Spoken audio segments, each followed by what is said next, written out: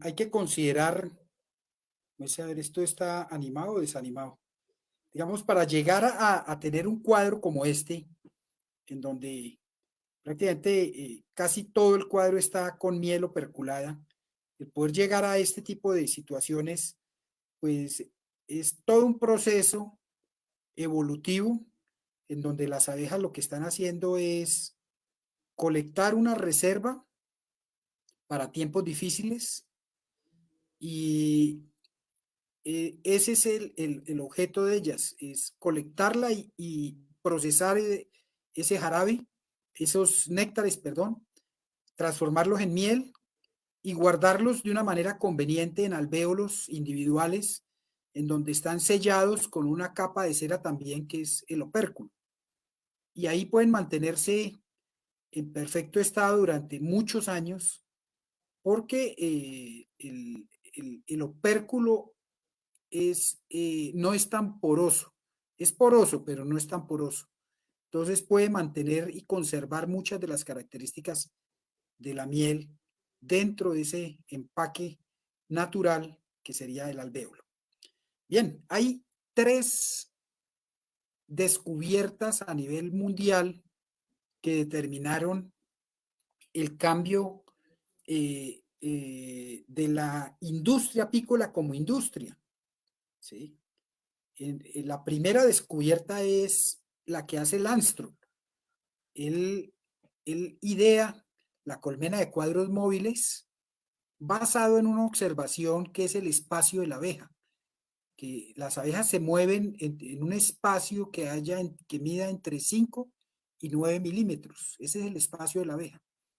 Si dentro de la colmena hay un espacio que tenga menos de 5 milímetros, las abejas generalmente le van a colocar propóleo, o sea, van a propolizar esos pequeños espacios.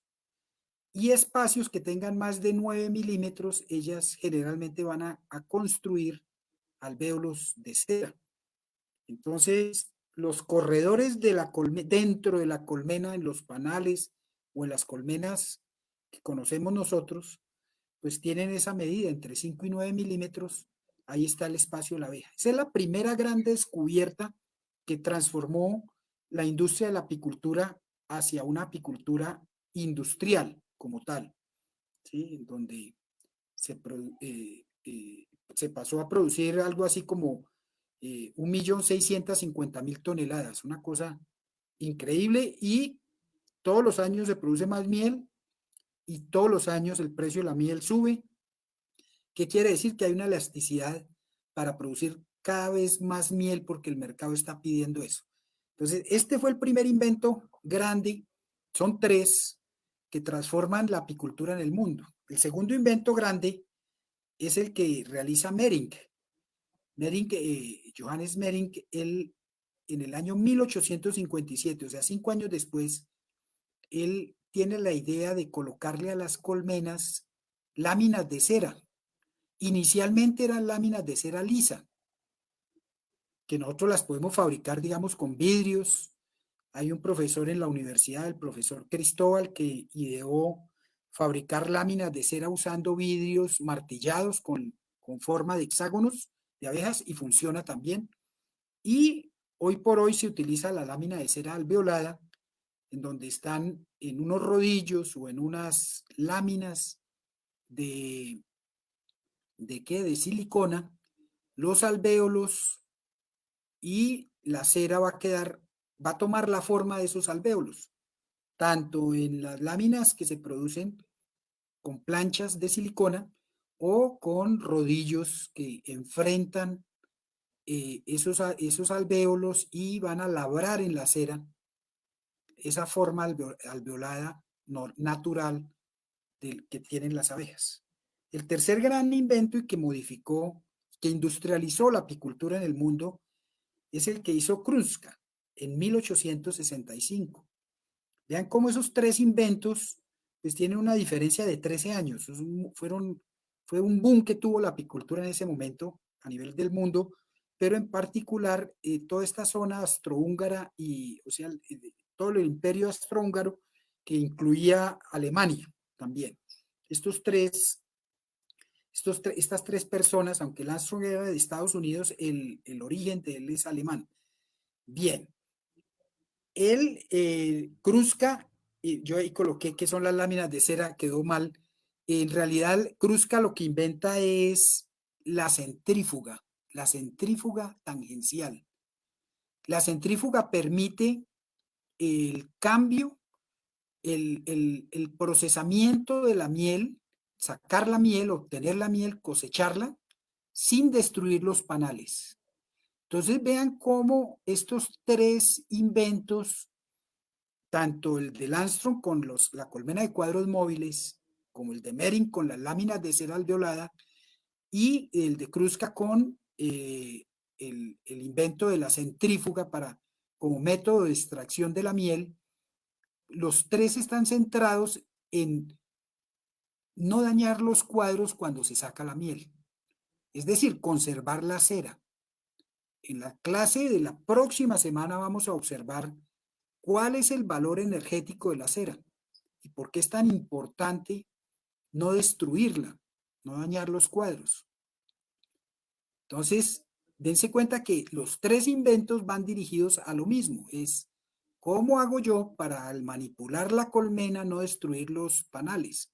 El invento del Armstrong me permite tener cuadros móviles, subir, bajar cuadros, los de la cría subirlos, los de la miel bajarlos, si necesito cuadros vacíos, abrir, mover los cuadros. Es un invento que en todos los casos, tanto con los cuadros móviles como el invento de colocarle cera a las abejas y el invento de extraer la miel sin dañar los panales, pues los tres están dirigidos a lo mismo, y es preservar en lo posible la cera.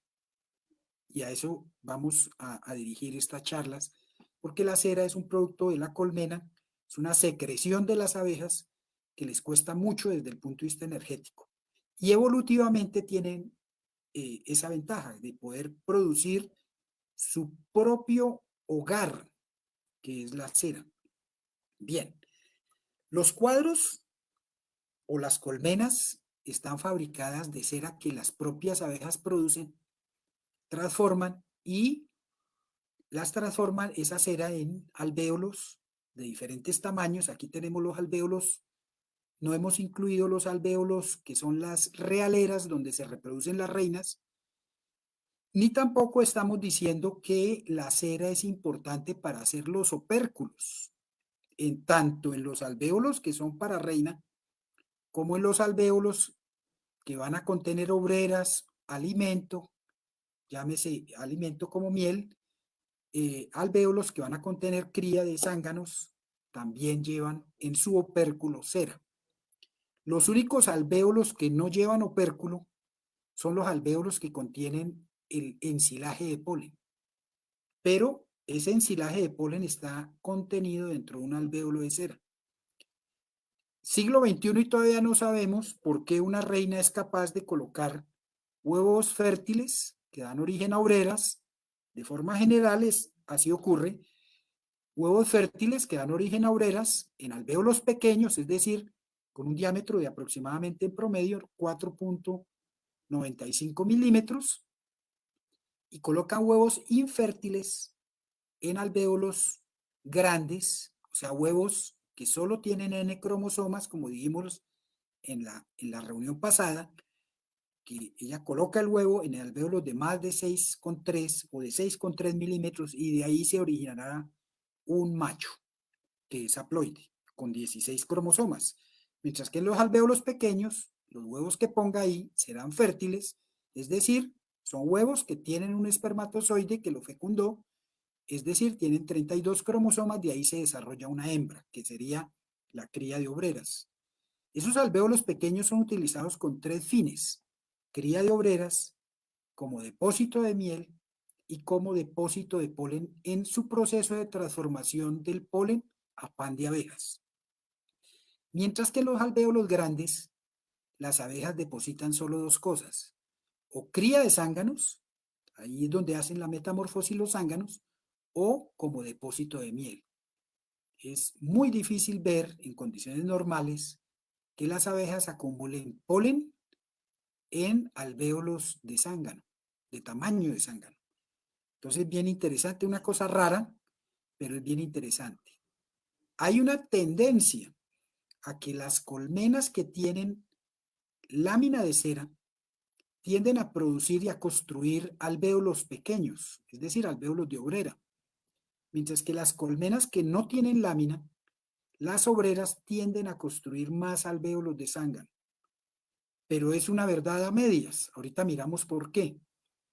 Esa construcción, más que ver con el molde que tiene, que es la lámina, que haya o no haya lámina, más que eso, tiene que ver es con la edad de la reina. Ahorita hablamos más al respecto. Pero sí es cierto, hay una tendencia en las colmenas en donde cuando usted pone lámina de cera, ese cuadro tiende a tener más alvéolos de obrera que si usted mete un cuadro alambrado sin lámina. Ahí ese cuadro y las abejas tienden a construir un poco más de alvéolos de zángano en las mismas condiciones. Esos ensayos ya se han hecho y está demostrado. Bien. Cuando uno ve cómo distribuyen las abejas la cera y los alimentos contenidos y las sustancias o los elementos que guardan esos alvéolos, pues aquí vemos clarísimo cómo es que la colmena arropa la cría. La cría, digamos, que está en el centro, la cría está haciendo metamorfosis y necesita una temperatura de 35,5 grados centígrados para que esa metamorfosis se dé, se complete. Una obrera que esté haciendo metamorfosis aquí y que no tenga esa temperatura, sino menos 28 grados, 30 grados, pues no se muere. Completa su metamorfosis, demora más, pero esa obrera nace, por ejemplo, sin alas. Entonces vean cómo es vital para la colmena mantener la temperatura de 35,5 grados para que la metamorfosis de estos animales se dé completa, es decir, que haya alas. Fundamental para una abeja, porque sin volar, ¿cómo va a traer recursos a la colmena? Bien, esa cría, la naturaleza inventó un mecanismo, en realidad son dos mecanismos para arroparla. El primer mecanismo, lo vamos a mostrar aquí, es el edredón. Miren esa cobija de miel que rodea, ese edredón grande que rodea a la cría. Ustedes apicultores han calentado miel, ¿cierto? Y dense cuenta o recuerden cómo la miel demora en calentarse. Y una vez se calienta ya el proceso va más rápido. Bien, es porque la miel es una muy mala transferidora del calor. Entonces vean cómo este edredón de miel está protegiendo a la cría de que se enfríe. Entonces ahí tenemos este elemento que es la miel como un protector de la cría. Por eso cometemos un error gravísimo colocando la piquera aquí abajo, porque lo que estamos es enfriando la cría. No hay miel aquí para defender el enfriamiento de la cría y por eso la piquera inferior, eso hay que mandarla a recoger. Ahí Langstroth, a pesar de que hizo ese invento hace tantos años, muy exitoso, pues realmente para mí se equivocó grandemente en cuanto a que le puso la piquera abajo. La piquera tiene que ir arriba. ¿Por qué? Porque estamos enfriando la cría. Miren que las abejas aquí no le están acumulando miel, porque esta colmena, este cuadro fue sacado de una colmena que tiene la piquera en la parte de encima. Bien, hay otro elemento que es este espacio que vemos aquí vacío. En realidad no está vacío. Si uno mira más en detalle, todos estos alvéolos aquí, que es más delgadito, digamos, es como la cobija. Si este es el edredón más gruesito, esta es la cobija, está rodeando a la cría. Este es el ensilaje en donde se está transformando el polen en pan de abejas. Y ustedes saben que un ensilaje, de forma natural, él libera calor, produce calor. Y esto calienta y ayuda a calentar la cría. Entonces es una manera económica para la colmena de producir calor. Es a través de este arropamiento que le hace a la cría. Ahora bien, como la colmena tiene varios cuadros, en los laterales, donde hay más frío, digamos la posición 1 y 10 de los cuadros, ahí hay más frío, generalmente ellas acumulan en esos cuadros más pan de abejas. Es una manera de y en algunos casos miel, que es una manera de arropar a toda la cría dentro de todos los cuadros que están dentro de una colmena. Entonces tiene que ser una colmena muy fuerte para que la reina ponga en la posición en el cuadro 1 o en el cuadro 10, o sea, los cuadros laterales. Entonces vean cómo la propia naturaleza nos está diciendo que cuando encontramos un cuadro así taponado de polen, lo debemos ubicar automáticamente en las laterales de la colmena, porque esa es la distribución natural. A veces cuando hay excesivo acúmulo de polen, pues ellas acumulan el polen en muchos cuadros y nos toca estar haciéndole como un rodicio a esos cuadros, sacándolos del centro hacia la periferia de la colmena, porque ellos son las cobijas de la colmena, del individuo colmena. Bien, la cera alveolada, pues fue un avance crítico que permitió, pues como ya lo dijimos, pasar a tener una apicultura que fuera moderna, no tan rústica, que estuviera, por ejemplo, en colmenas hechas en cestas o en barro, como se ven por allá en los fenicios, en la Mesopotamia. En todas esas civilizaciones antiguas o los mismos egipcios usaban colmenas hechas en barro. Ya la apicultura moderna, en donde las colmenas son hechas en madera y son transportables, son modulares, bueno, tienen todas esas ventajas, pues permite una gran manipulación de los cuadros, el intercambio de los cuadros, pero ese intercambio, ese movimiento de cuadros hasta ahora, pues no hemos puesto mucho cuidado qué pasa cuando yo muevo los cuadros, les doy, digamos, el giro en 180 grados y lo que estaba por un lado lo dejo al otro. Todavía no conocemos muy bien qué pasa con las abejas cuando uno hace esos movimientos. Bien, entonces aquí el problema que envuelve el manejo de estos cuadros es que hay gran controversia. Vamos a mostrar una revisión de literatura de muchos autores en donde el, el, el tema central es el diámetro y el tipo de cera que va quedando en los cuadros cada vez más viejos.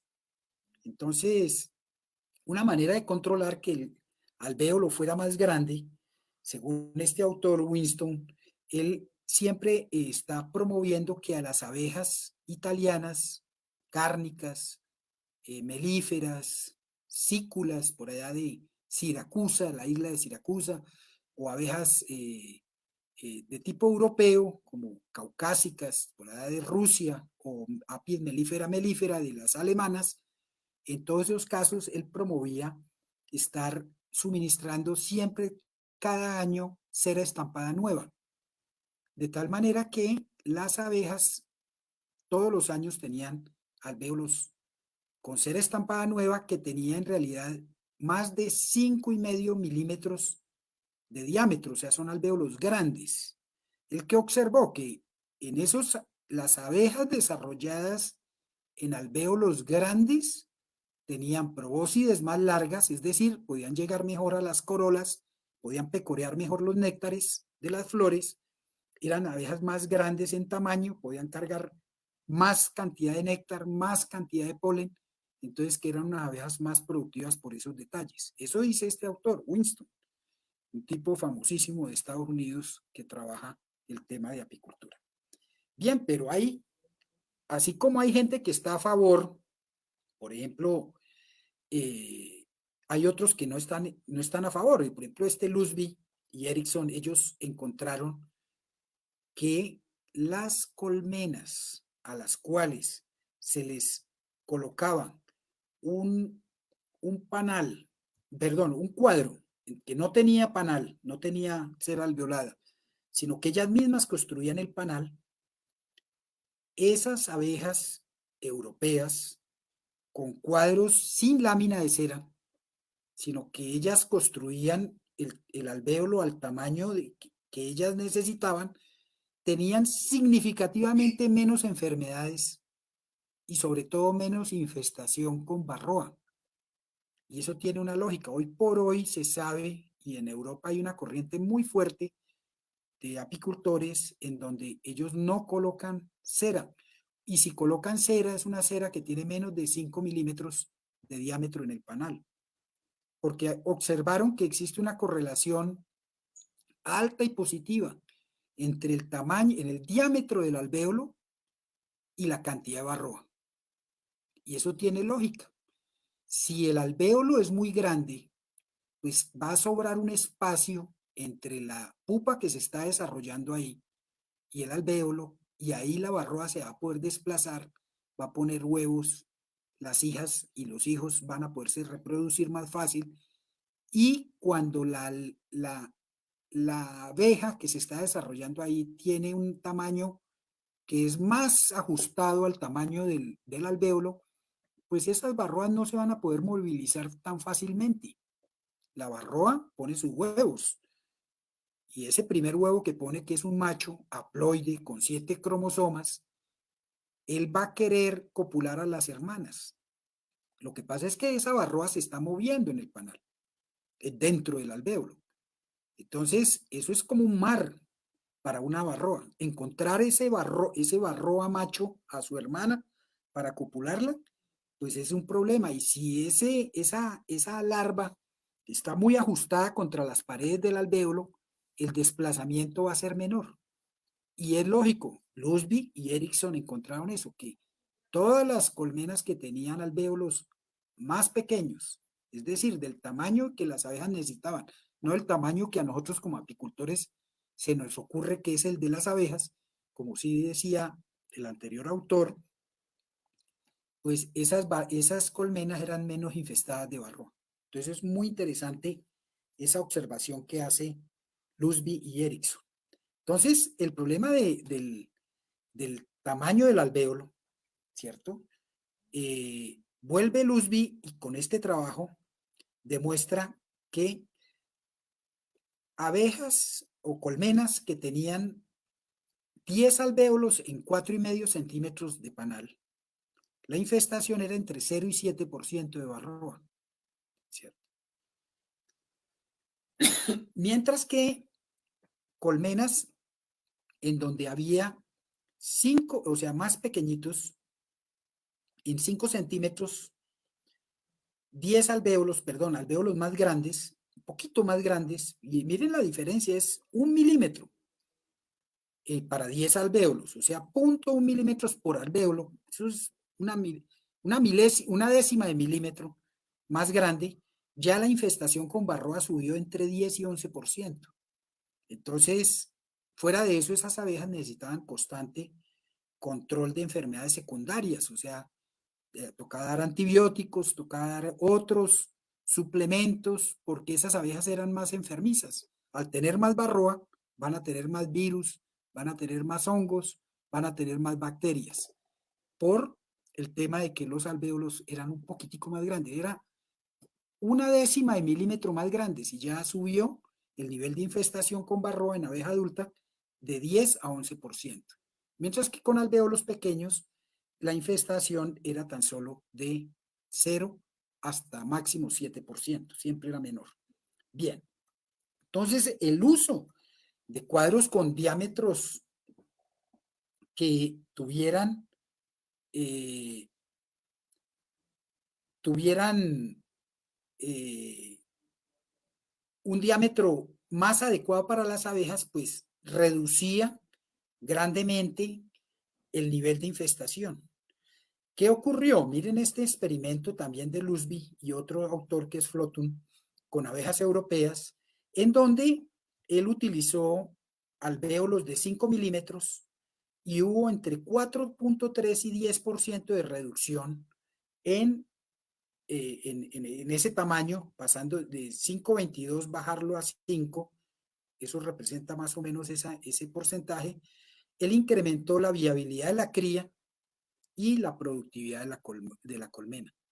O sea, es un autor que o dos autores que en sus trabajos están encontrando que el alvéolo no puede tener estas dimensiones de 5.55 milímetros de diámetro.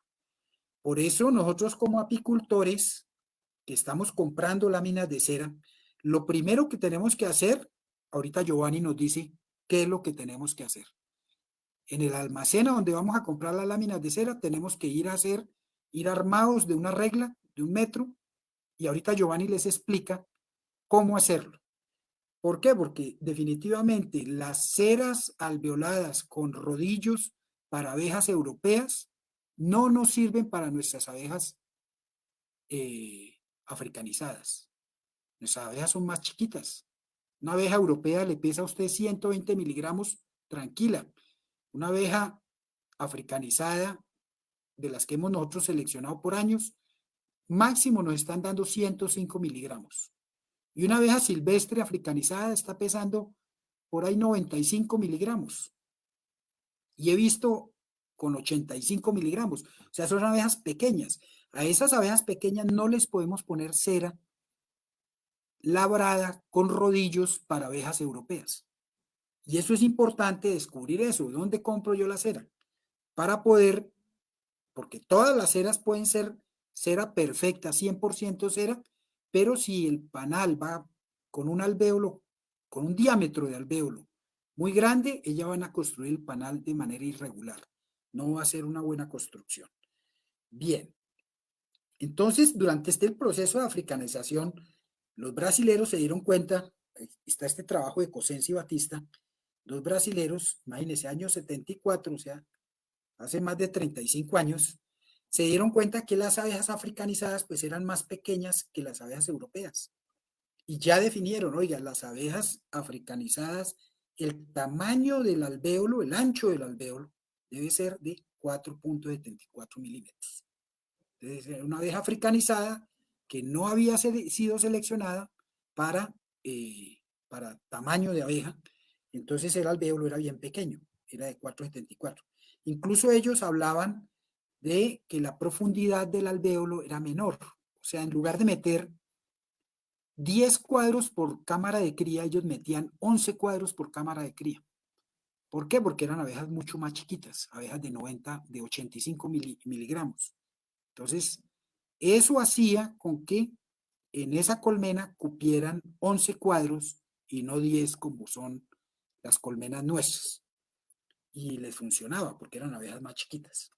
Bien, cuando nosotros hablamos de un tamaño de 4,9, entonces estamos diciendo que esas colmenas con este tamaño, miren lo que encuentran Flotun, Lusby, Erickson, encuentran que con cuadros naturales nuevos, que tienen alvéolos más chiquitos, porque lo van a construir de acuerdo a sus tamaños, a su fisiología, esas colmenas enjambran menos, construyen más rápido los cuadros, tienen menos barroa y producen más miel. Miren todas las ventajas que tiene cuando no podemos comprar una cera de buena calidad que no contenga parafina, que no contenga estearina, que no contenga talco, que no contenga sebo, o sea, una cera de abejas, y fuera de eso, que esa lámina de cera esté labrada para un tamaño de abeja africanizada,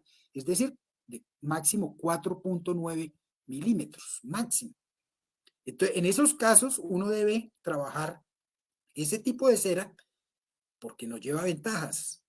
Ya, ese menor diámetro nos está diciendo, oiga, esas abejas enjambran menos, construyen más rápido los cuadros, dos ventajas. La tercera ventaja, fueron menos infestadas con varroa. Y la cuarta, pues si hay menos varroa, va a haber más miel. 4 ventajas enormes que detectan estos investigadores. Bien, las abejas africanizadas de forma natural, en los panales, ellas producen panales con unos diámetros pequeños, entre 4.7 a 4.9 milímetros. Pero los apicultores le dan láminas de cera con alvéolos que son para abejas europeas, de 5.2 a 5.4. Entonces, eso hace con que las abejas se afecten en muchas cosas. Reduce la longevidad de ellas, la división del trabajo se ve trastornada, ¿cierto? Ese paso de ser nodriza, de ser colectora de agua, colectora de néctar, colectora de polen, de propóleo, bueno, todos esos pasos se van a ver afectados, la división del trabajo se afecta, la morfología y el peso de las abejas también se afecta, son abejas más grandes, pero con menor longevidad, y el desempeño de la colmena cae, son más susceptibles a la varroa, entonces la producción de miel cae, la población total cae, hay problemas para esas colmenas porque le estamos poniendo una cera que no corresponde al tamaño de ellas. Es casi como si ponemos un atleta a correr con unos tenis, si él es 40 de talla y le ponemos unos tenis 46, pues, tipo se tropieza, se cae, no va a poder correr bien, así como si le ponemos unos tenis talla 36. Lógico, tampoco va a poder, o sea, hay que ponerle a la colmena un alvéolo correspondiente a su peso. En este caso, si son abejas africanizadas, debemos usar alvéolos de máximo 4.9 milímetros. Bien, ahorita Giovanni nos cuenta cómo hacemos eso en el momento de comprar la cera con nuestros distribuidores de cera.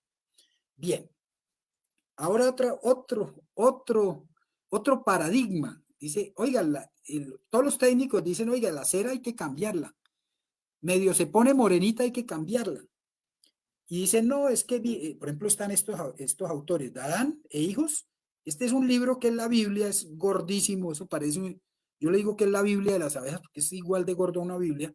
Y Winston dicen lo mismo, dicen, oiga, estas abejas que tienen, que están siendo criadas en alvéolos viejos, que ya se ponen negros, toda esa cantidad de capullos que van quedando ahí van cerrando el alvéolo. Y las abejas, ellos dicen que cada vez las abejas son más chiquitas, y si son más chiquitas, pues comen menos, les alimentan menos, entonces tienen reducida su capacidad de trabajo, pero son como suposiciones porque no ha habido datos fehacientes. Entonces, basado en eso, hay otros autores que sí, por ejemplo, Hepburn, él detectó que los cuadros oscuros eran más frágiles. Y eso es cierto, se vuelven más quebradizos, porque las abejas empiezan a rasparle cera a esos cuadros y esos cuadros empiezan a tener más proporción de propóleo, más proporción de polen que de cera. Por eso son quebradizos, eso es cierto, y son negros por el propóleo, ¿cierto? Fuera de eso, todos esos excrementos, pues la larva que está ahí, pues ella va a producir excrementos, lo mismo la pupa, va a producir detritos, el propio capullo se va a quedar ahí, y que varios ciclos de abejas, según Jay, las abejas eran menos pesadas, por todas las causas, porque tenían menos alimento, y lo mismo encontró Pichirilo, miren, más recientemente, este es un investigador venezolano que encontró que la cría de abejas en cuadros muy viejos producía abejas con menor peso. Entonces, esto es un paradigma que nosotros estamos cambiando, ¿cierto? Bien, cuando yo coloco un cuadro sin cera, voy a dejar que las abejas decidan cómo construir el panal. Entonces, yo siempre pensé que ellas empezaban a construir el panal en un solo punto. Y no, ellas hacen la construcción del panal en varios puntos. Digamos, aquí en esta foto estamos viendo abejas construyendo el panal en dos puntos.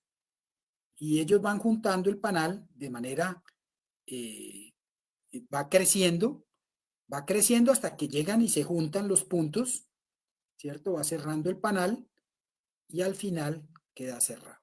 Ahorita con Giovanni vamos a ver que la perfección matemática de las abejas pues tiene que ver con la distancia en que son iniciados los panales. Esta distancia pues va a hacer que al final quede como una sutura, y como toda sutura pues genera una cicatriz, y la cicatriz en la piel se ve. Entonces, los panales, una vez terminan la construcción, se genera una cicatriz en los panales. Y esa cicatriz, ahorita Giovanni nos la va a mostrar más en detalle, porque él tiene allá, en el laboratorio, tiene elementos mejores para poder visualizar esas cicatrices del panal, esas suturas que se forman porque los panales no son construidos iniciando desde un único punto, sino de varios puntos. En este caso mostramos el inicio de un panal con 2 puntos, ¿sí? Bien. La cera, este es un cuadro en donde hicimos un experimento para colocar un cuadro sin cera. Miren, el año 2007.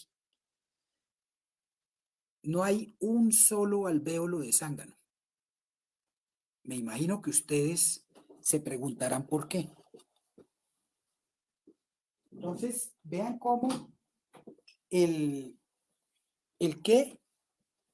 paradigma de que hay que colocar láminas de cera con alvéolos de obrera para que no construyan alvéolos de zángano, se rompe. Nosotros descubrimos que el problema no es la cera para que construyan cría de zánganos. El problema es la edad de la reina. Si yo pongo un cuadro sin cera o con lámina de cera, labrado para obreras, y se lo meto a una colmena que tenga una reina joven, por ejemplo, un enjambre recién llegado con reina joven, o que tenga una reina joven que yo efectivamente sepa que se fecundó hace poco, me construye de esta manera, sin alvéolos de zángano. ¿Por qué? Porque tiene su espermateca llena. Entonces las obreras no van a dejarle poner, no van a decirle, oiga, ponga huevos de macho, porque no es el momento. Entonces vean cómo la construcción de panales nuevos debe hacerse con reinas nuevas, no con reinas viejas. Si yo pongo una reina vieja a construir, pues la reina no construye, construyen las obreras, ¿cierto? Pero que esa reina, esa colmena esté vieja y yo le meto un cuadro, así sea con lámina de cera para obrera, y la pongo a construir, pues me va a construir alvéolos de zángano también. Entonces, dense cuenta cómo es el apicultor el que modula qué tipo de panales quiero yo. No son las abejas. Estoy yo como apicultor decidiendo eso. ¿Cómo lo decido? Pues poniendo a construir abejas, colmenas con reinas jóvenes, para que me construyan panales con la gran mayoría, panales con alvéolos de obrera, que es nuestro interés en este momento. ¿Cierto? Bien. Ahora Buchner demostró que las abejas criadas, y aquí rompe el mito, o sea, hay que mirar qué dicen todos los autores. Él dice, oiga, las abejas criadas en cuadros viejos que tenían 68 generaciones, o sea, si uno multiplica 68 por 21, pues eso da como 1000 y pico de días, o sea, son cuadros de 3, 4 años, viejísimos. El que observó que abejas criadas en cuadros viejos pesaban 96 miligramos. Y en la misma colmena, abejas criadas en cuadros nuevos pesaban 118. Esta diferencia es bien grande. ¿Sí? Estamos hablando de más de 20 miligramos en una abeja. Es muchísimo, ¿cierto? Es muchísimo. Entonces, vea cómo este trabajo de Buchner, desde 1955, él demostró ya es experimentalmente algo que los demás decían sin medir. Es que las abejas criadas en alvéolos viejos tienden a ser más chiquitas que abejas criadas en alvéolos nuevos.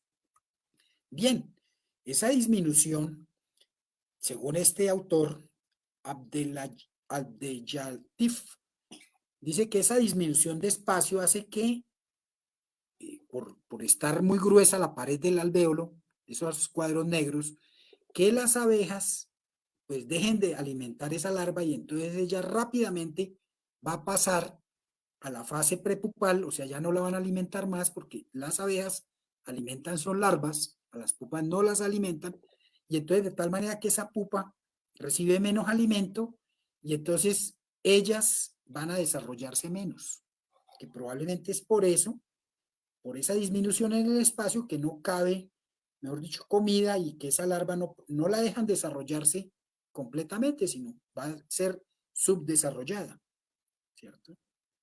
Bien, entonces la cera principalmente nos está diciendo que está determinando el tamaño de las abejas. Entonces, por ejemplo, este Berry de la Flan dice, sí, las abejas nacidas en cuadros viejos podrán ser más chiquitas, pero hay un costo energético para las abejas, que al estirar una, una lámina de cera, pues están gastando mucha energía y esa cera, que es una cera metabólica, producto del metabolismo de las abejas, pues hace que no sea aconsejable cambiar los cuadros viejos año por año. Entonces, vean cómo hay sectores que sí, otros que no, unos encuentran una cosa, otros encuentran otra. Pero ahorita vamos a hacer unas preguntas para que ustedes reflexionen sobre eso. Bien, aquí tenemos un cuadro de cera. Miren, aquí este cuadro tiene 1, 2, 3 y 4 puntos de estiramiento de la cera, de secreción de cera. O sea, se formaron 4 racimos de abejas para crecer el cuadro. Lógico, si tiene 4, pues va a haber una cicatriz, 2 cicatrices y 3 cicatrices, que son los puntos de unión de los alvéolos de esos 4 puntos de secreción de cera. Bien, entonces una colmena, vamos a mirar de qué está constituida. Pues esa cera, pues es, es, básicamente son ésteres, ¿cierto? Y hidrocarburos, o sea, son cadenas de carbono, hidrógeno, muy largas, son polímeros, ¿cierto? Pero esa cera tiene una particularidad, ella absorbe todo, ¿sí? O sea, esporos, absorbe venenos, absorbe pesticidas, metales pesados. Digamos, la cera de abejas es tremendamente acaparadora de los productos. Puse este ejemplo de los nitrofuranos. El nitrofurano es un antibiótico muy usado, altamente cancerígeno. Esos nitrofuranos se le daban a las abejas para combatir enfermedades ligadas a la presentación de la varroa. Y eso se demostró en ceras argentinas que los nitrofuranos se mantenían biológicamente activos hasta por 7 años y que las abejas trasladaban nitrofuranos de un cuadro contaminado de nitrofuranos a otro cuadro en la misma colmena que no tenían ningún nitrofurano. Entonces, vean cómo todas esas sustancias que nosotros le metemos a las colmenas de manera voluntaria, cuando hacemos aplicaciones de drogas, de antibióticos, de acaricidas, de lo que usted quiera, y de manera involuntaria cuando la abeja va al campo y recolecta flores fumigadas con cualquier cosa, pues eso va a afectar a la larga la salud de las abejas. Y lógico, si en ese estuche, que es la cera, se empaca miel y después yo extraigo esa miel viene contaminada y voy a afectar a los humanos, a mis clientes que están consumiendo esos productos que estaban en la cera. Como les digo, la cera mantiene activos esos productos demostrado. Hay un trabajo muy bueno de Argentina que esos nitrofuranos permanecieron activos como si estuvieran echados recientemente por 7 años en la cera. O sea, la cera es un conservante de esas sustancias que son liposolubles, o sea, solubles en cosas que son como grasosas, como la cera, ¿cierto? Bien, pero ya Morse en el 75 y ahora Tello en el 20, en el 2020 dice, no señor, nosotros usamos los mismos cuadros, Morse dice por más de 30 años, yo digo 36 años. Ese es el tiempo que yo llevo, 35 años llevo en la universidad y hemos usado cuadros por 35 años. Lógico, hay que mirar ¿cuál es el contexto de esa situación? Si yo tengo una colmena, diga en Europa, en Estados Unidos, donde yo he aplicado acaricidas, antibióticos, he aplicado, sé que han aplicado fumigaciones cerca y las abejas se me han contaminado, las abejas están enfermas de varroa, de loque americana, de loque europea, o sea, hay hongos, hay esporos de bacterias, hay esporos de virus, hay virus de la parálisis. Pues lógico que yo tengo que coger ese cuadro, derretir esa cera, y no es solo derretirla al calor normal de una estufa, porque para matar un esporo de loque americana, del Paenibacillus larvae, yo tengo que ponerlo a 135 grados durante por lo menos 10 minutos y con una presión de 2 atmósferas. O sea, eso ninguno de nosotros tiene aquí en Colombia. En Estados Unidos y Europa, la gente sí, todos los años hace la cosecha de miel y ahorita en septiembre, última cosecha, recogen todos esos cuadros, los derriten a esas presiones, a esas temperaturas durante ese tiempo para destruir todos los esporos. Lógico, en una temperatura de esas, una presión de esas, por todo ese tiempo, pues todo lo que tenga ahí de antibiótico, de acaricida, de venenos, de metales, bueno, todo eso se va, los metales quedan, pero bueno, por lo menos todo el resto de cosas se van a descomponer, los esporos se van a morir. Y por eso para ellos es indispensable cambiar la cera año por año. Es porque las colmenas están enfermas. Ahora bien, si yo tengo colmenas en donde yo veo que la cría está sana, usted no ve un animal enfermo, no ve una larva con un cambio de color que no sea el natural, el ivory, el marfil que uno ve en las larvas sanas, sino ya son crema, que usted empieza a sospechar que hay rickettsia, que puede haber loque americana o loque europea principalmente. Entonces, en ese tipo de colmenas, ¿yo qué hago reemplazando los cuadros? Si es que el costo energético de reemplazar los cuadros es muy alto, demasiado alto para las abejas.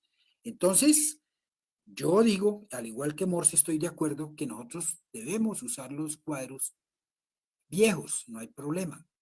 Le hacemos un bien a las abejas.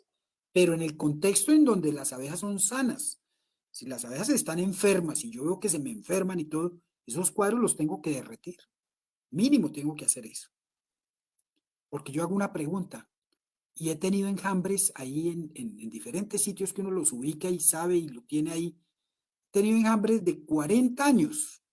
Yo llevo 42 años como apicultor y he visto enjambres de 40 años. ¿Quién le cambia la cera a esos enjambres? Nadie.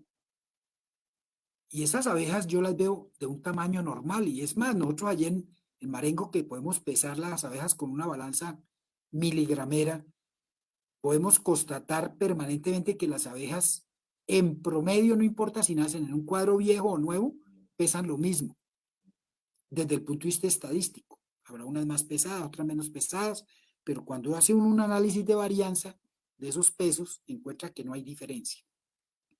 Y eso tiene lógica, porque en los panales silvestres nadie cambia la cera nunca. Y hay personas que hablan de panales silvestres que llevan más de 100 años y es la misma cera de hace 100 años. Y por eso las abejas no son, mejor dicho, según esa teoría de que las abejas cada vez son más chiquitas, pues llegaría el momento en que van a desaparecer de tamaño, de tan pequeñas que son. Entonces, eso no ocurre. Yo digo, es el cambiar los panales, el estar derritiendo panales es ruinoso para las abejas, es ruinoso para el apicultor. Pero hay que analizar el contexto. Si las abejas están enfermas, donde yo detecto larvas muertas, por la piquera están botando cadáveres de pupas, de larvas, pues esa cera no me sirve, hay que cambiarla, hay que derretirla, por lo menos en la derretida se van a morir muchas cosas y voy a poder trabajar con una cera más limpia desde el punto de vista sanitario. Entonces, tenemos que sopesar esa situación. Bien, entonces, en este momento ya tenemos unos cálculos. Según Silly y Morse, ellos dicen, oiga, una colmena típica está en torno de 104.000 alvéolos. y que esos 104.000 alvéolos tienen aproximadamente 1.200 gramos de cera. ¿Sí? ¿Qué pasa? Para secretar esa cera, 1.200 gramos de cera, que fuera 1 kilo, digamos, las abejas van a gastarse entre 7,5 y 23 kilos de miel. Es decir, el gasto energético para construir 1 kilo de cera es enorme. Ahora bien, ¿quién gasta 7,5 kilos de miel por kilo de cera? Pues una colmena que tenga 60,000 abejas. Pero una colmena que tenga 4,000, pues sí puede gastar hasta los 23 kilos de miel para construir 1 kilo de cera. ¿Qué quiere decir? Que hay una relación inversa. Entre más abejas tiene la colmena, menos miel necesita para construir. Entonces viene otro principio importante. Yo no puedo poner a construir colmenas débiles. Tienen que ser las más fuertes las que estén construyendo, las que genéticamente presenten esa tendencia a ser buenas constructoras. Y eso yo lo detecto a través de mi observación. ¿Qué hemos observado nosotros aquí en la sabana de Bogotá? Que es difícil que construyan un cuadro. O sea, cuando hay clima frío y que hay heladas y cosas así, baja la población de abejas, uno mete un cuadro y pueden durar semanas construyéndolo. Y usted métale azúcar, métale energía, porque si no, no lo construye. Entonces, ¿por qué? Porque una colmena tiene muchos alvéolos. Vean la cantidad. Nosotros tenemos dos formas de medir cuántos alvéolos hay en un cuadro. Miremos las dos. Yo mido el cuadro y esto tiene 40 por 20 centímetros. Aquí está, 40 por 20. Eso me da un área de 800 centímetros cuadrados. Bien, yo utilizo esta constante. Esta constante la dio Wagner Toledo en Brasil, con abeja africanizada. Él dice que hay 13 alvéolos en un cuadradito de 4 centímetros cuadrados. Entonces, si yo multiplico 800 por esta constante, y por los dos lados, porque eso es por un lado y por el otro, entonces voy a tener 5.200 alvéolos por cuadro. Esa es una manera de calcular cuántos alvéolos hay en un cuadro. Otra manera consiste en contar. Si yo cuento cuántos alvéolos hay de aquí hasta aquí, en promedio hay 70 alvéolos. ¿Y cuántos alvéolos hay de aquí hasta aquí? En promedio hay 37. Pero están por este lado y por el otro lado del cuadro. Si yo multiplico todo esto, me da 5.180 alvéolos por cuadro. Vean que la diferencia son 20 alvéolos en los cálculos. O sea, están más o menos precisos. Bien, hay muchos estudios que muestran la influencia del tamaño del alvéolo, la forma del alvéolo, la edad de las abejas, la de la reina, con la infestación del ácaro barroa. Hay muchos factores. Definitivamente, cuando hay cría de zánganos, aquí va a haber más barroas reproductivas que en esta zona, en promedio, por densidad. Porque vean que aquí hay muchos más alvéolos de obrera que de zángano en todo este cuadro. Pero por densidad habrá más densidad de ácaros de barroa reproduciéndose acá que acá.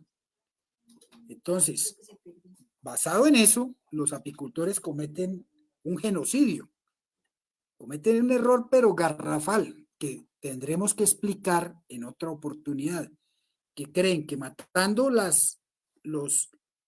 cría de zángano controlamos la barroa, solo porque aquí hay más barroas en promedio que aquí en reproduciéndose. Y eso es un error garrafal. En una próxima oportunidad podremos explicar eso más en detalle. Pero sí es un hecho real que las abejas, que las barroas hembras, tienden a dirigirse más a la cría de zángano que a la cría de obrera. Qué casualidad. La barroa coevolucionó con una abeja prima de Apis mellifera, la Apis cerana. Y en Apis cerana, la varroa se reproduce exclusivamente en la cría de macho. Qué casualidad, la propia naturaleza nos da la solución. ¿Sí? Pero matando la cría de macho no podremos controlar la varroa. Es un error garrafal. Señores apicultores, paren el genocidio de abejas. No maten la cría de macho creyendo que controlan la varroa.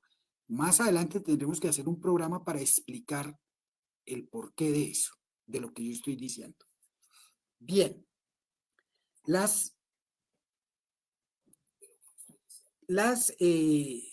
los estudios sobre la infestación muestran que hay muchos factores que influencian en cuanto a que el tamaño del alvéolo hace con que la varroa se reproduzca más o menos en esos alvéolos. Recuerden que la varroa, como es una garrapata, un ácaro obligado de la abeja. ¿Qué quiere decir obligado? Que solo sobrevive en la abeja. O sobrevive en la abeja adulta, y entonces esa varroa se llama forética, técnicamente, o esa varroa sobrevive en la cría, y entonces esa varroa técnicamente se llama una varroa reproductiva. Entonces, la varroa en la abeja tiene un ciclo reproductivo que es dentro de la cría y un ciclo forético que es sobre las abejas adultas. Tanto los machos, que son los zánganos, como las obreras, y casi nunca, yo no he visto reinas con varroa.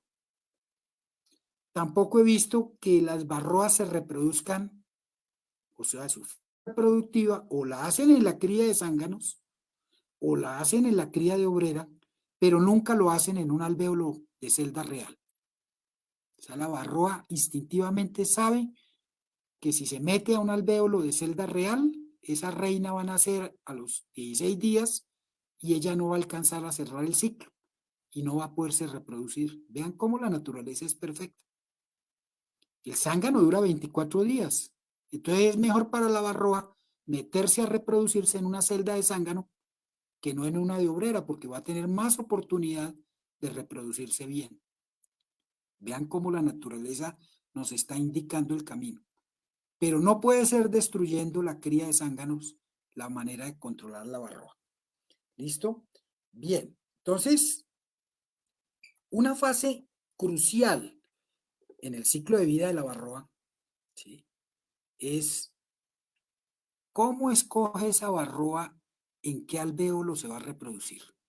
Eso lo sabe De Jong, lo reportó De Jong desde el año 85, o sea, hace 35 años.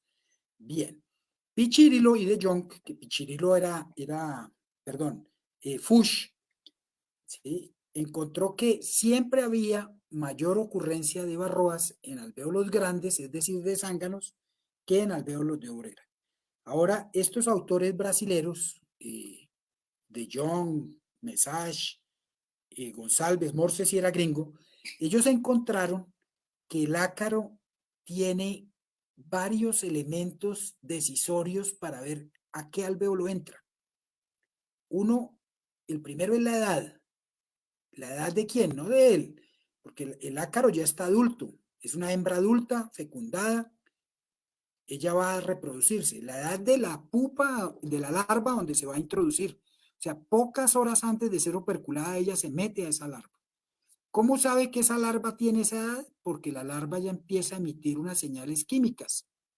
Ácido palmítico, que forma parte de la secreción para tejer capullo, y esa señal que le dice a las obreras, opercúlenme, esa misma señal le dice a las varroas que están foréticas, se bajan del cuerpo de la abeja y se meten a esa pupa a reproducirse. Vean cómo una señal química que produce la larva causa un efecto en las obreras que la van a opercular y causa otro efecto en la varroa que le dice, oiga, me puedo reproducir ahí. Ella va a sumergirse en esa pupa, en el alimento larval se sumerge de esa pupa. Siempre a las pupas les ponen un poco más de alimento porque ella sigue consumiendo alimento incluso después de operculada. Bien, esa reserva pues hace que esa pupa tenga todo el desarrollo posible en cuanto a su tamaño. Bien, entonces la edad de la pupa es decisiva para que la varroa entre a reproducirse. Otro factor decisivo, el segundo, es el sexo. Sí, definitivamente si esa pupa, esa larva es de macho, la varroa se va a sentir más atraída que si esa pupa, si esa larva, perdón, es de obrera. O sea, ya cuando es pupa, ya la varroa no puede entrar porque está operculada. ¿Sí bien? Entonces, para que pueda entrar la varroa, tiene que estar abierto, no puede haber opérculo, y para que esté abierto tiene que ser una larva, que es cuando está siendo alimentada. Y otra cosa importante, la casta. Entonces, si es una casta de reina, difícilmente, casi que no se da que las varroas se vayan a tratar de reproducir en una, en un alvéolo de reina, en una realera, ¿cierto? Y otra cosa interesante fue unos experimentos que hizo Imors, en donde ellos ponen a la varroa y ellos colocan un alvéolo de obrera que es más chiquito, ¿sí? Ustedes ven aquí en esta diapositiva que los alvéolos de obrera son más bajitos, los de zángano sobresalen. Entonces ellos hicieron un truquito que fue construir unos alvéolos de obrera y empujarlos hacia arriba de tal manera que parecieran por la altura que eran de zángano. ¿Qué observaron? Que sí, las varroas se engañaban. No solamente la señal química de la larva, sino también que el alvéolo sobresalía, eso la inducía a penetrar en ese alvéolo. O sea, vean cómo son señales químicas y señales mecánicas las que dirigen a las varroas a reproducirse, ¿cierto? Y el tamaño de la celda de cría también era importante. Bien, entonces la diferencia entre abejas europeas y africanizadas son evidentes. Uno ve por qué hay preferencia de la varroa en reproducirse o se reproduce mejor en alvéolos de abejas europeas que en alvéolos de abejas africanizadas. Hay varias teorías. Por ejemplo, miren este experimento tan interesante que hicieron Pichirilo y De Jong. Pichirilo era el estudiante y De Jong era el profesor. En la Universidad de Sao Paulo, en la Facultad de Medicina en Ribeirão Preto, hicieron este experimento. Ellos colocaron y observaron cómo era bien diferente el grado de infestación con varroa en abejas cárnicas, que son más grandes, o que esa raza, esa cepa de abejas era más grande que en abejas italianas, que son un poquito más chiquitas, y mucho menor que en abejas africanizadas, que eran todavía más chiquitas, con alvéolos más chiquitos. Cuando comparaban la tasa de infestación número de alvéolos infestados en abejas cárnicas contra abejas italianas, en las italianas eran 38% menos infestados. ¿Por qué? Porque el diámetro del alvéolo era menor, comparado con el de las cárnicas, alvéolos más grandes, abejas más grandes. Y cuando compararon esto, abejas italianas con abejas africanizadas, donde el alvéolo era de solo 4,8 milímetros contra 5,15 de las italianas, estas africanizadas tenían 13% menos alvéolos infestados que las abejas italianas. Eso en el mismo periodo, en igualdad de condiciones. Entonces, ahí observamos que de forma natural hay una tendencia de las abejas a tolerar mejor, a las abejas africanizadas, a tolerar mejor la varroa, o sea, se va a reproducir menos. Si se reproduce menos, pues menos infestado va a estar. Este trabajo de Mesashi y González, también dos brasileros con abejas africanizadas, ellos observaron que las abejas italianas siempre tenían una tasa de infestación mucho mayor que, eh, que las africanizadas, y cuando criaban abejas italianas en alvéolos de abejas africanizadas, es decir, más pequeños, la tasa de infestación era menor. O sea que no es solamente la raza, también el tamaño del alvéolo influencia la cantidad de varroa que se puede presentar. Y entonces aquí tenemos un trabajo hecho con tres tipos de alvéolos más pequeños, en donde en un decímetro cuadrado había 900 alvéolos medianos, 820, y alvéolos grandes. En un decímetro cuadrado había 640 alvéolos. Vean esto tan interesante. En los 3 tipos de panal, la cantidad de barroas no reproductivas era como similar, más o menos parecida, ¿cierto? Con una ligera tendencia a que había menos barroas no reproductivas en alvéolos más grandes. Pero miren qué pasa con las barroas reproductivas.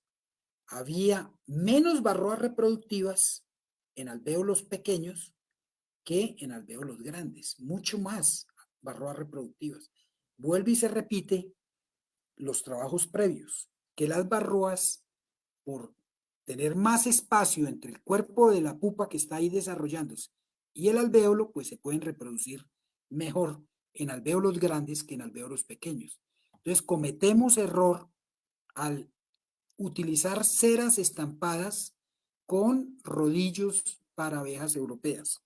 Bien, continuando entonces, los zánganos, este trabajo de Marcia Isa, otra brasilera, en donde ella observó lo siguiente, él crió zánganos en alvéolos de zángano y crió zánganos en alvéolos de obrera, y ¿qué observó? Que los zánganos criados en alvéolos de obrera, primero eran más pequeños y la tasa de infestación era mucho menor. Entonces, ¿qué quiere decir? Que esas abejas zánganos criados en alvéolo de obrera tienden a tener menos varroa.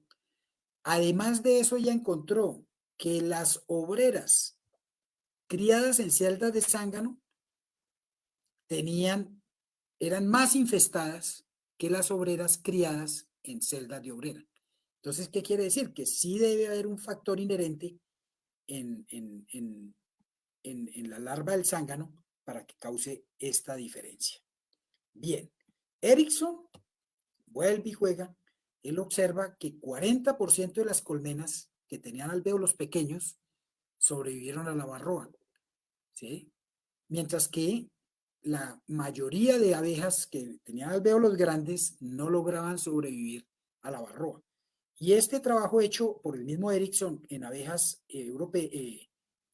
italianas, pero en Arizona, en Estados Unidos, él encontró que las abejas italianas criadas en alvéolos más pequeños tenían 10% menos de infestación, sobrevivieron mejor, y en un trabajo posterior, que es este del 96, encontró que esas abejas italianas criadas en alvéolos más pequeños no solo tenían menos varroa, sino también tenían menos ese parásito de las tráqueas, el ácaro Acarapis udi, que es un ácaro que afecta las tráqueas de las abejas y es gravísimo.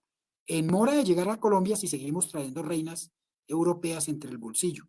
Esa es otra plaga que está ahí y que la podemos traer en cuestión de horas de cualquier país de estos que tiene Acarapis udi a Colombia.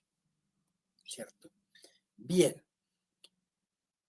Este cuadro me está mostrando una colmena mal aplomada, ¿cierto? O sea, yo coloqué a construir el alvéolo de cera, pero si la colmena está mal aplomada, las abejas van a construirlo así, ellas no van a tener en cuenta que el alambre debe ir por la mitad. Ellas siguen la construcción de acuerdo a la ley de la gravedad. Ellas tienen como una plomada para poder aplomar el panal. Entonces, el problema aquí no son las abejas, sino el problema aquí fue el apicultor que no niveló correctamente la colmena. La colmena se debe nivelar en el sentido lateral. De adelante hacia atrás puede ir con un poquito de declive para que si entra agua, salga, ruede para algún lado. Si uno deja la colmena plana y entra agua, pues el agua se empoza. En cambio, si yo dejo la colmena ladeada un poquito de adelante hacia atrás, si cae agua dentro de la colmena, esa agua va a rodar, no se va a empozar. Entonces queda claro que el aplome básico en las colmenas hay que hacerlo en el sentido lateral, de izquierda a derecha. Entonces, para eso en los celulares existen programas de niveles en donde uno lo pone y tiene que marcar exactamente la plomada para que este problema, en donde el alambre quedó por fuera de los alvéolos, pues en toda esta línea, si la reina tiene postura, pues va a poner con mucha dificultad. Y ese cuadro, si tiene miel, pues esa miel va a salir volando con todo y cera. Entonces es un problema tener colmenas mal aplomadas porque van a estirar la cera y el alambre va a quedar por fuera de donde cumple su función, que es en todo el centro del cuadro. Bien, otro problema también es cuando, por ejemplo, aquí tenemos la lámina de encima, tiene 30% de parafina y la lámina de abajo tenía 5% de parafina. Miren la diferencia de construcción. O sea, a uno lo pueden engañar cuando uno compra la lámina, pero a las abejas no las engañan. Ellas tienen un olfato tremendo, ustedes saben, tienen sensilas olfativas en las antenas, en los stips, que les permiten olfatear esa parafina que viene del petróleo y hace que la rechacen.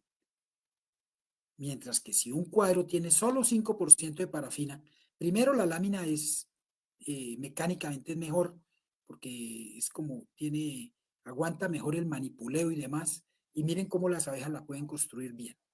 El problema es que si yo le meto 5% y vendo ese queso de abeja con 5% de parafina y voy y lo vendo y la persona vuelve y le agrega otros 5, pues ya va a 10, que es un tema que vamos a ver en la próxima clase, cómo la cera cada vez se va contaminando más con parafina hasta el punto en donde ya la tenemos con el 30.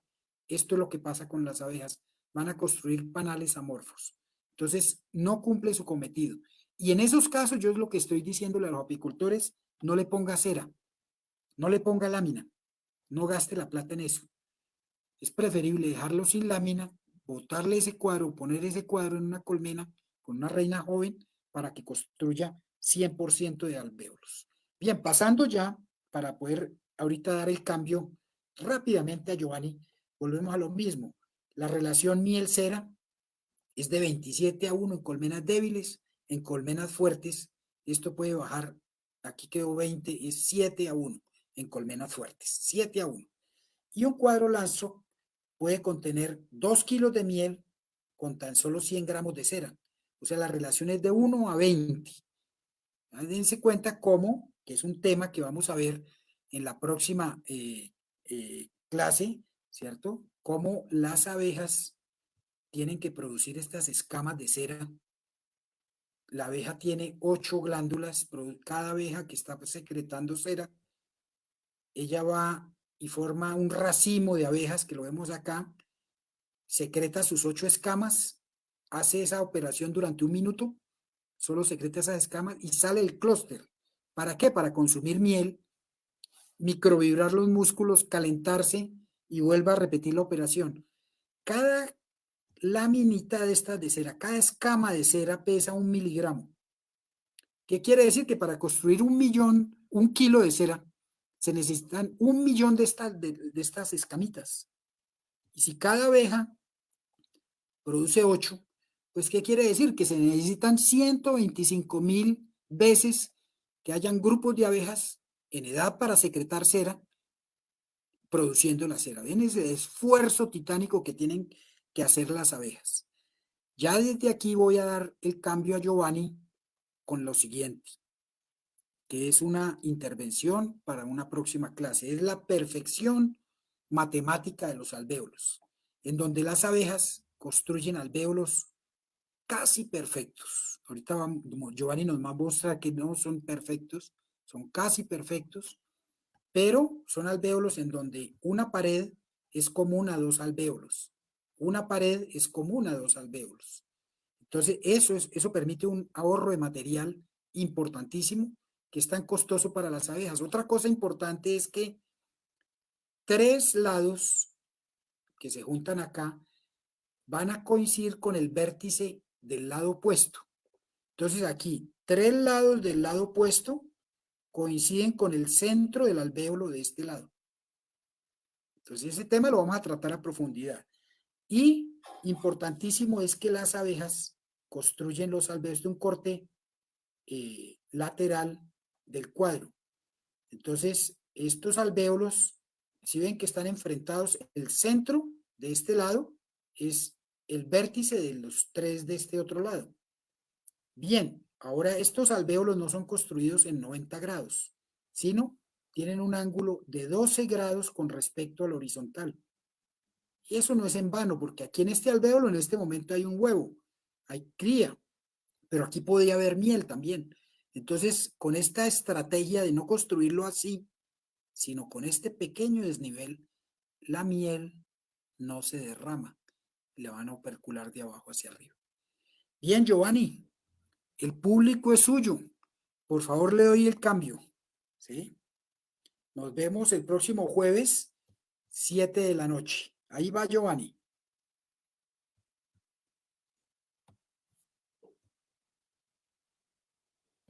Giovanni. Los paneles. Listo. Entonces, ya dejé compartir. ¿Qué vamos a hacer es la medición de los paneles? Es la medición de los paneles. Entonces, lo que pasa es que no alcanzo a ver acá. Pero no alcanzo a ver acá.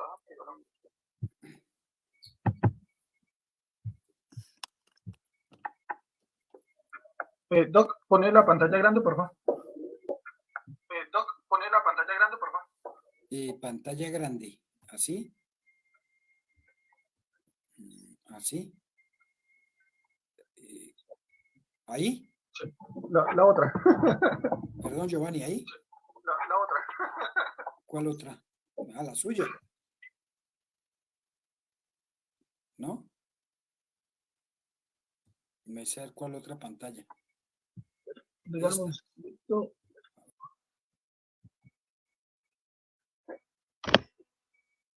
Listo. Entonces, ahí estamos viendo. Esto es una lámina plástica. Entonces, pues precisamente por eso la gente está inventando tantas cosas. Entonces, como ya vemos que construir un kilo de cera es muy costoso, visto desde el punto de vista energético, entonces, pues la gente ha intentado hacer cosas. Entonces, pues lo que nosotros conseguimos en el mercado, entonces son, por ejemplo, estas láminas amarillas. Esas láminas amarillas, esto es un plástico, entonces es importada. Entonces, la forma de hacer una medición sencilla, cuando ustedes van a comprar la lámina de cera, entonces es medir los 10 centímetros. Entonces, si ustedes se dan cuenta de aquí, tenemos los 10 centímetros. Entonces, en esos 10 centímetros lo que ustedes deben hacer es empezar a contar. Entonces, aquí empezamos desde esta raya negra, que coincide con el número 30 acá en este metro. Y entonces uno empieza a contar.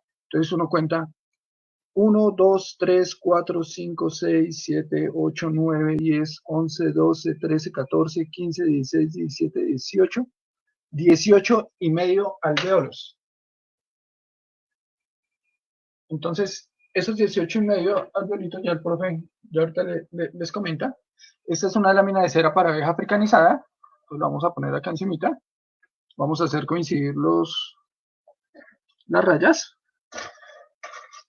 Entonces aquí tenemos 1, 2, 3, 4, 5, 6, 7, 8, 9, 10, 11, 12, 13, 14, 15, 16, 17, 18, 19 alvéolos. Entonces den cuenta que la fabricación de nuestra cera es un poquito más pequeña el alvéolo.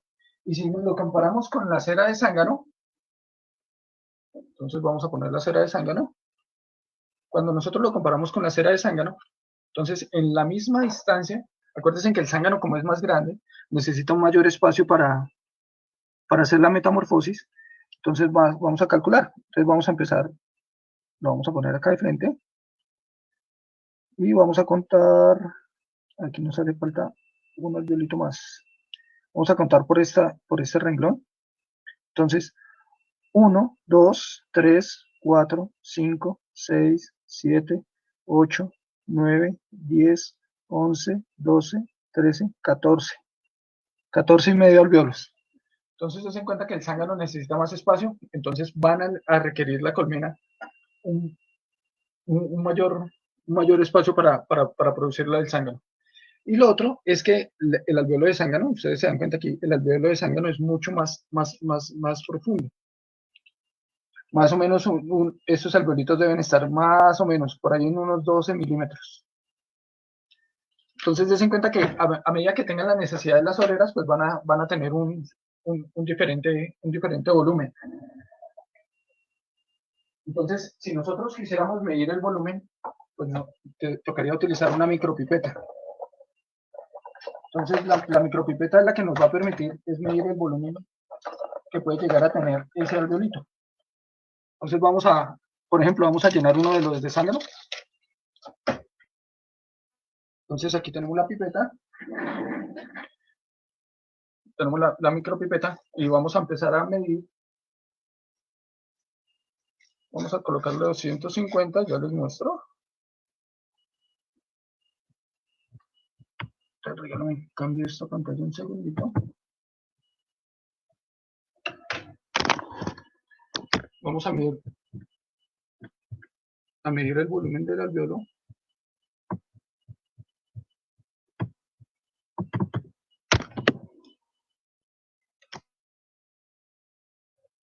Listo. Entonces, esta es la micropipeta, entonces ahí está calculada para 250 miligramos, pues la mayoría de ustedes puede que la conozcan. Entonces esto tiene una punta, entonces lo que vamos a hacer es, con una tintura, agua con azul de metileno, entonces vamos a llenar un cuadrito, un alveolo. Entonces vamos a ponerle, aquí vamos 250, ahí todavía falta para llenar, como ya le falta un poquito para llenar, entonces tengo que utilizar otra micropipeta que tiene un menor volumen.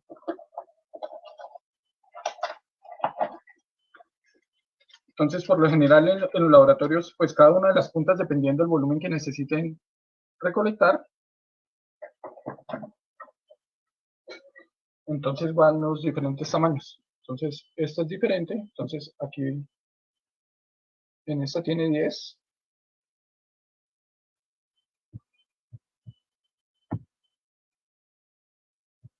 Vamos 250, vamos a aumentarle un poquito de esta.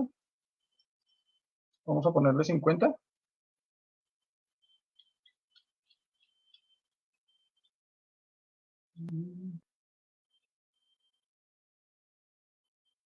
¿Listo?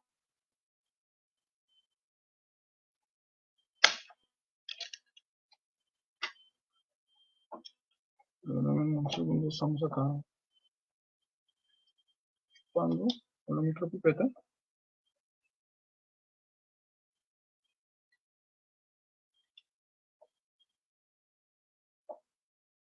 Listo. Y le vamos a poner los 50.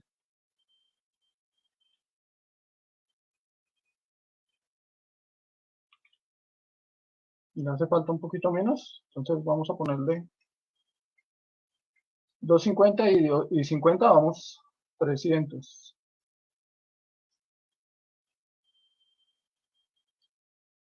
Y ahora vamos a ponerle 20. Creo que con estos 20 ya completamos el bordecito.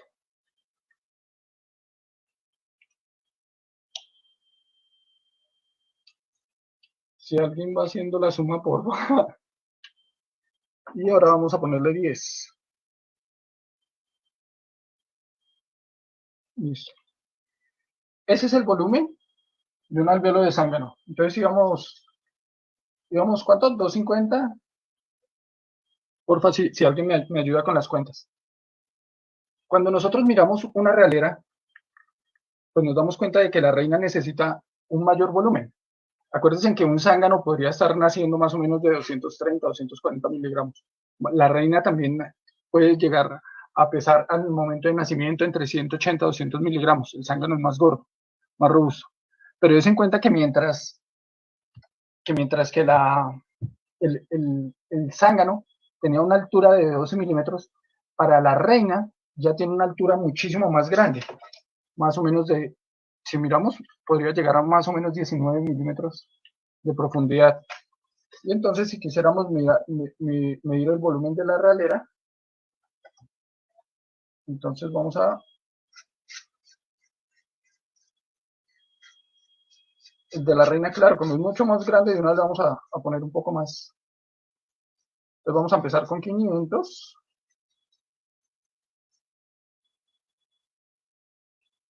Entonces ya empezamos a llenarla.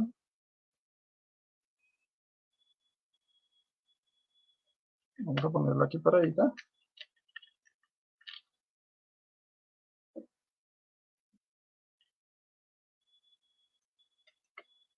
Ahí ya le pusimos 500.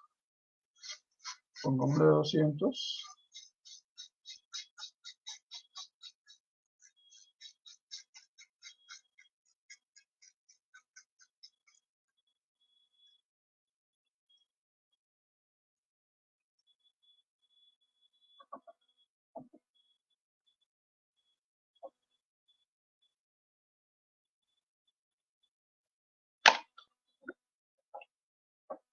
Y vamos a ponerle otros 200.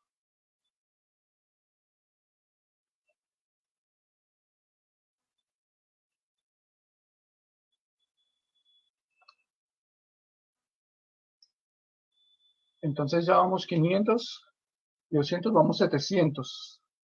700, yo creo que esta realera ya se llena por ahí con otros 20.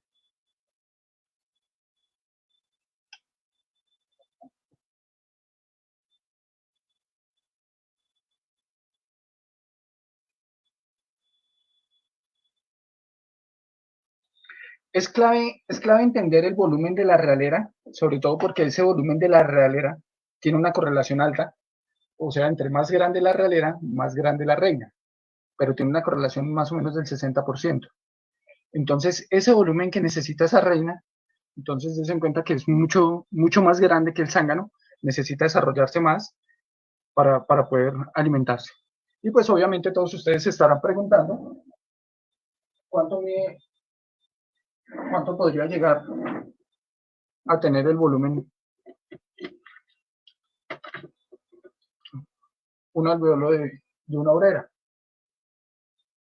Entonces vamos a empezar con 200. Aquí ya la teníamos, nuestra pipeta en 200.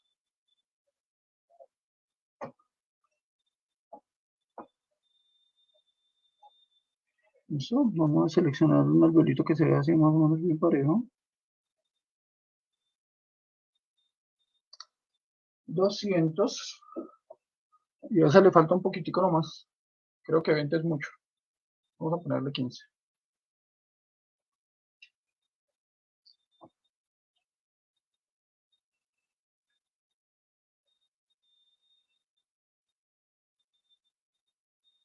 Le faltó un poquitico nomás.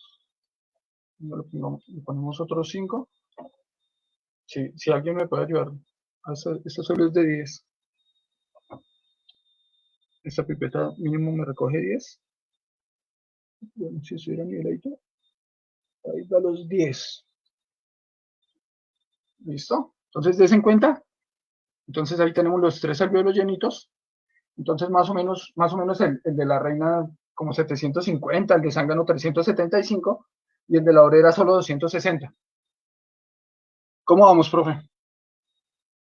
Entonces, ahí va la primera parte. Entonces, medir los alvéolos y el volumen de los cuadros.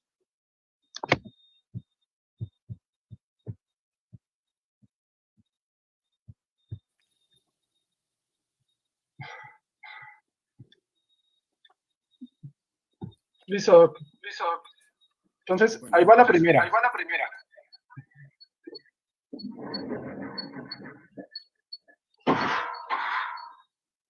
Entonces, ahora nosotros queremos saber cuál es la calidad de las cosas que estamos usando. Entonces, uno de los parámetros que se tiene es el punto de fusión. Entonces, acuérdense que el punto de fusión va a depender de los componentes que se tengan. Entonces, aquí preparamos nosotros una lámina. Entonces, aquí tenemos en la línea de arriba, tenemos diferentes volúmenes. Entonces, el 25% de cera, el 75% es parafina. 50% de cera, 50% de parafina. 75% de cera, 25% de parafina. Y pues la cera fría. Entonces, esta es una lámina porque vamos a recalentarla.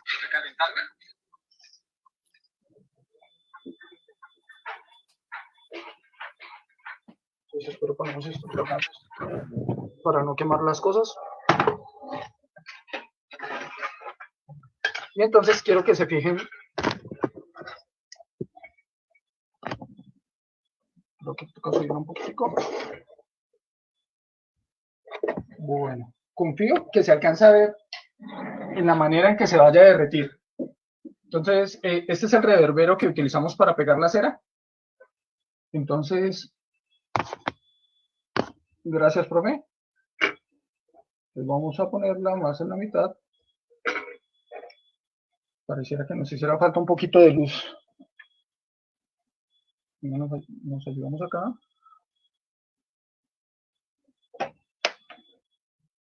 Mejoró, pero sigue igual. Como que no ayuda mucho. Bueno, vamos a empezar a derretirla.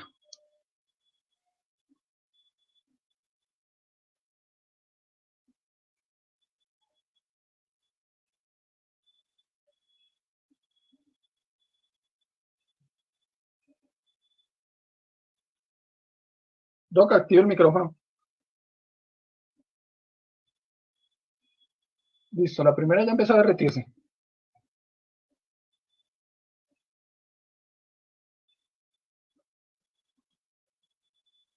La segunda empezó a derretirse por la inclinación de la mesa. Entonces ya se dan cuenta que empezó a regarse. La de 75 empezó a derretirse. Dense cuenta que la cera todavía no ha empezado a derretirse.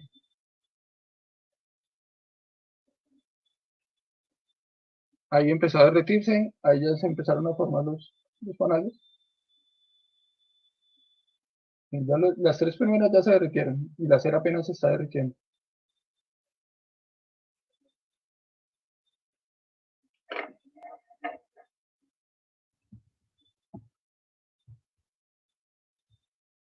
Pozos que tenían más parafina que el pozo que tenía menos parafina, digamos el de 75, y el que tenía cera pura fue el último en derretirse.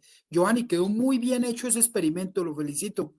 Pues con los pocos medios que tenemos en esta pandemia, oiga, magnífico, muy bueno. O sea, probablemente cuando llegue Sofía y otros muchachos que quieren irse para allá, pues puedan darle el apoyo que uno en una presentación de estas se requiere. Le agradezco, Giovanni, desde aquí mi aplauso y mi agradecimiento porque sin usted allá estaría yo perdido porque sería pura teoría y no podríamos hacer cumplir el eslogan que tenemos, que es apicultura virtual en tiempo real. Y realmente eso es lo que estamos viendo acá con este experimento. Giovanni, yo creo que por hoy podemos dejar ahí los experimentos, como tenemos otras dos sesiones en donde vamos a hablar exclusivamente de cera. Entendemos, ojalá que la cera ha sido pues un factor decisivo para que la industria apícola crezca en el mundo y que fueron tres inventos los que determinaron eso, todos dirigidos hacia la conservación de los panales, y eso nos lleva a creer que el obtener cera exprimiendo panales, pues además de ser un método arcaico donde contaminamos la cera con el mugre de las manos, estafilococos epidermidis, le hablamos al panal, pues, streptococcus mutans, lo contaminamos con muchas cosas que tiene la cera, pues estamos destruyendo un recurso que para las abejas es muy valioso. Se pueden gastar hasta 23 kilos de miel por kilo de cera. Y en el mejor de los casos, cuando la colmena es grande y fuerte, se gasta 7 kilos de miel por kilo de cera. Entonces, no vale la pena dañar la cera. Giovanni, muchas gracias.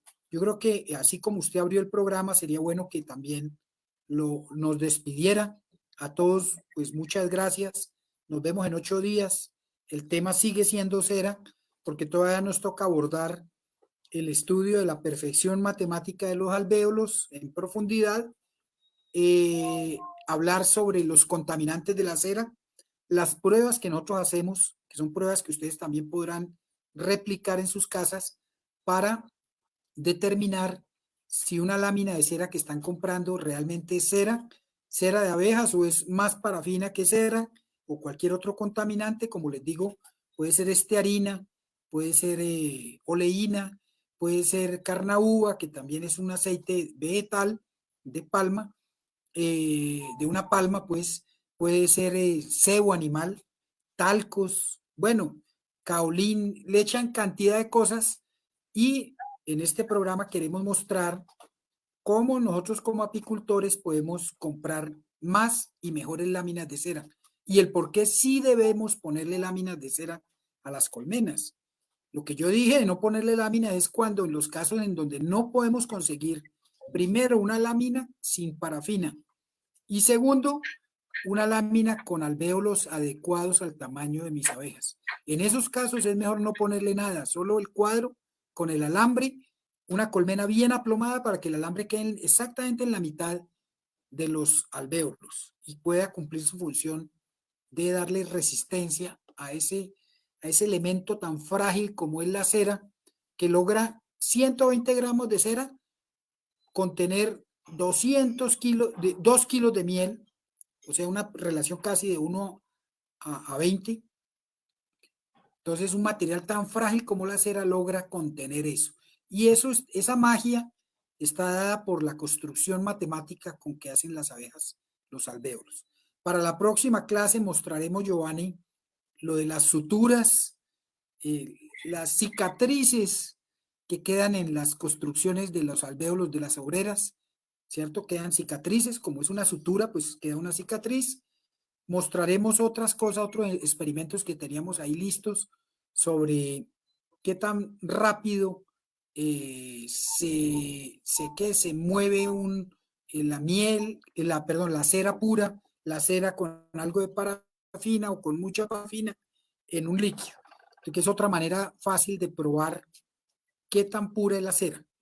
Además de todas las pruebas que tenemos, porque nosotros, como dicen los mexicanos, aquí en el hocico, en las manos, en los sentidos, tenemos todo un laboratorio de fisicoquímica para descubrir la falsedad en las ceras.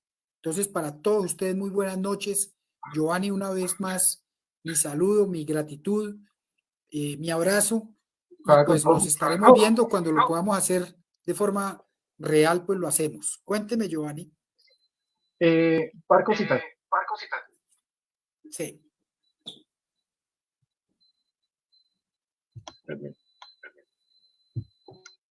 Entonces, algo particular que me di cuenta, o sea, a medida que uno empieza a trabajar las cosas es que se da cuenta, y nosotros no habíamos caído en cuenta, y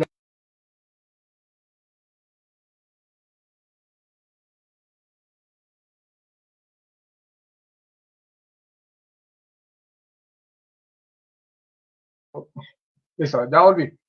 Entonces, des en cuenta que aquí todavía la que tiene 75% todavía está casi líquida. La de 25% ya se derritió y ahí está toda, está aquí líquida todavía, no se ha condensado. Pero miren que la cera ya se condensó. Entonces, des en cuenta esa particularidad como para terminar de rematar lo que es la parte de las pruebas de calentamiento.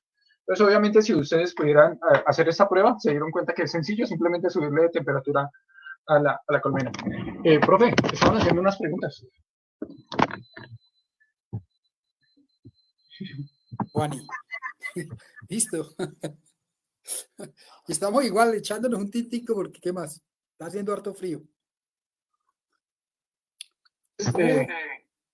Unas preguntas muy interesantes que yo vi ahí sobre si la cera de abejas contiene pues tóxicos, pesticidas.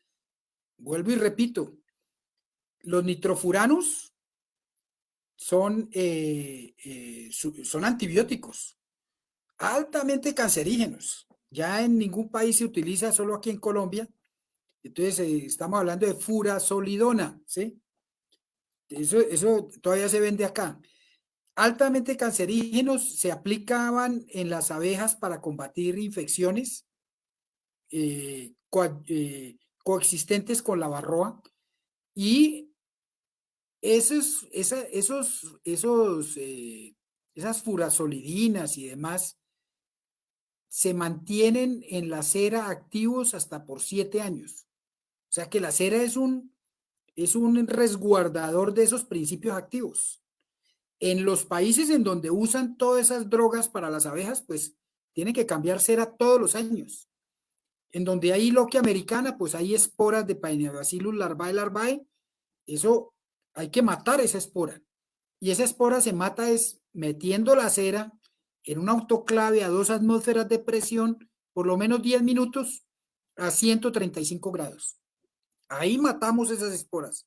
Lógico, a esa temperatura, esa presión, ese tiempo, pues va a destruir y desnaturalizar los antibióticos, acaricidas y todas otras cosas que están contaminando la cera. Entonces, en esos países es recomendable cambiar la cera todos los años. Aquí en Colombia yo encuentro que no hay necesidad, a no ser de que mis colmenas estén contaminadas. Ahí sí. Sí, don Fabio. Yo diría, o contéstele a Giovanni, por favor, ayúdeme para tomar tintico.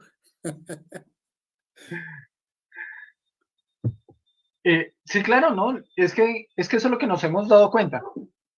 Eh, que con el paso de los años, pues las abejas muchas veces siguen recuperando esa cera. Es más, de los cuadros viejos uno se los pone para que ellas vuelvan y lo limpien, y ellas vuelven y lo recuperan. Y lo recuperan y terminan de formarlos y lo siguen usando normalmente.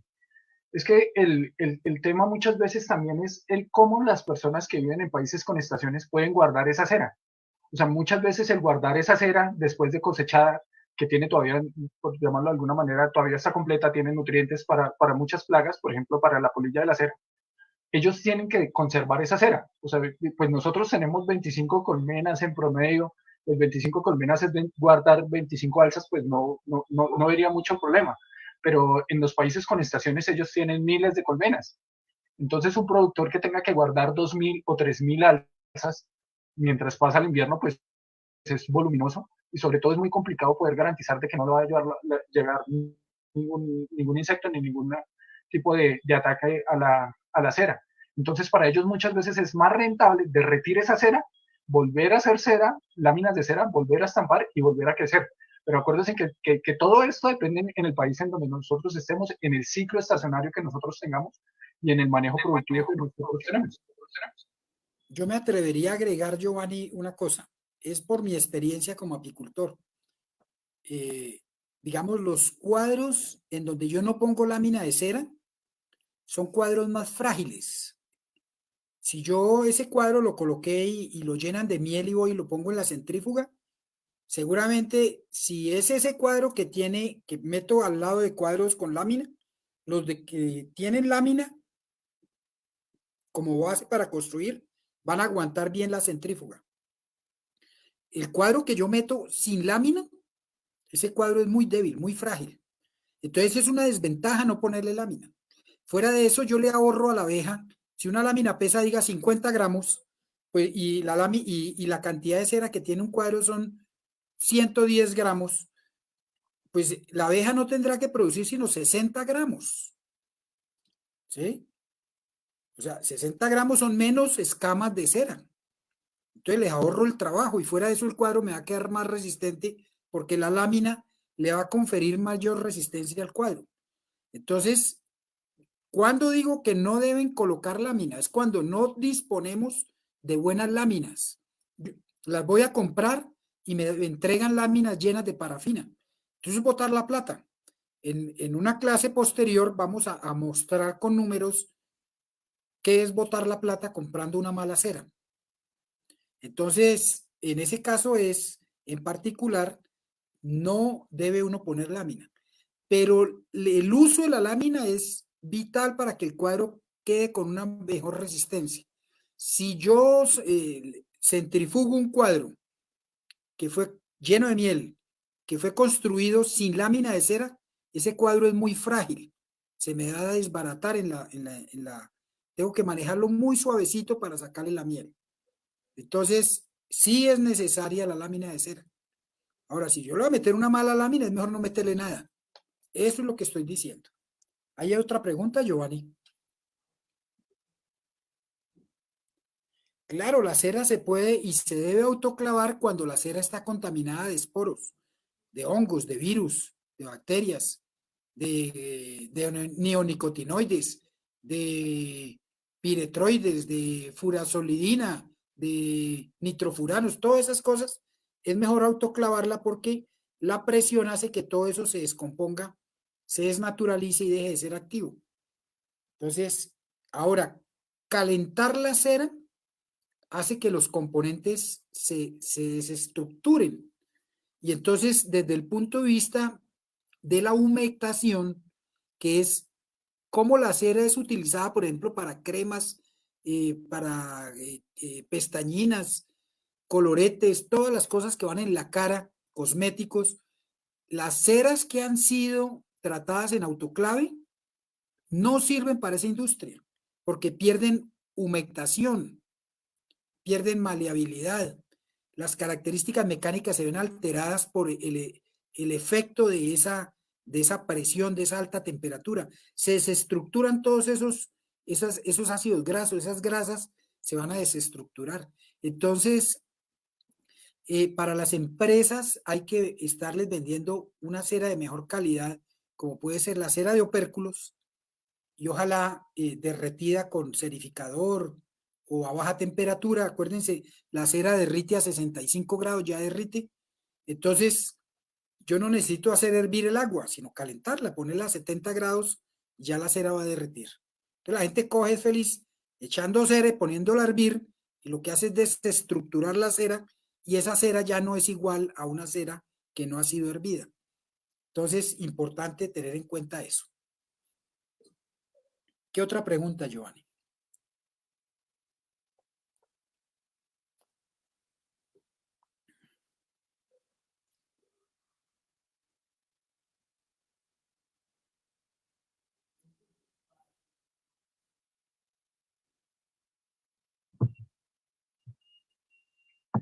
¿Qué es lo que estamos mirando? Entonces vamos a repetir.